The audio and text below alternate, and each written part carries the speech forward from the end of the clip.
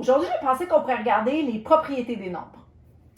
Alors, un nombre peut avoir plus d'une propriété. La première propriété que c'est sûr qu'il possède, c'est ou bien pair ou bien impair. Donc, tu peux avoir un nombre pair. Un nombre pair, si tu te souviens, c'est un nombre, on ne fait pas de chicane. J'ai une quantité de bonbons qui est paire, je peux la diviser en deux personnes sans avoir de chicane. Par exemple, 4, c'est un nombre pair parce que je peux en mettre la même quantité de chaque côté. De l'autre côté, ton nombre, s'il n'est pas pair, ben, il est impair.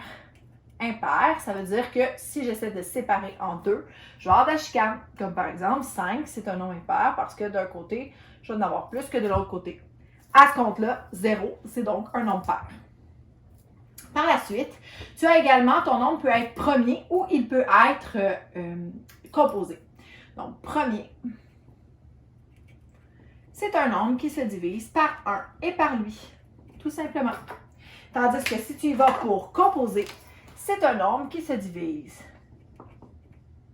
par 1, par lui et par d'autres diviseurs.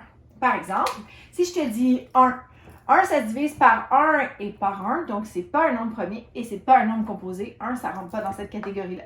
Si je te dis 2, 2, ça se divise par 1 et ça se divise par lui-même. Donc 2, c'est un nombre premier. Si je te dis 3, 3, ça se divise par 1 et par lui-même seulement. Donc 3, c'est un nombre premier. Mais si je te dis 6, 6, ça se divise par 1, ça se divise par lui-même, 6, mais ça se divise aussi par 2 et par 3. À ce moment-là, 6, c'est un nombre composé. Tu as également des nombres carrés. Le nombre carré, c'est un nombre avec lequel tu peux tout simplement dessiner un carré. Par exemple, si je te dis 9, 9, ben, c'est un nombre carré parce que je peux représenter ça par 3 carrés sur 3 carrés. Ça fait un méga gros carré. Donc, on appelle ça un nombre carré. Tandis que si j'y vais pour 8, 8, ça ne peut pas être un nombre carré parce que regarde, 8, c'est forcément, dans le fond, 2 par 4 ou 4 par 2, tout simplement. Donc, 8 ne peut pas être un nombre carré. OK?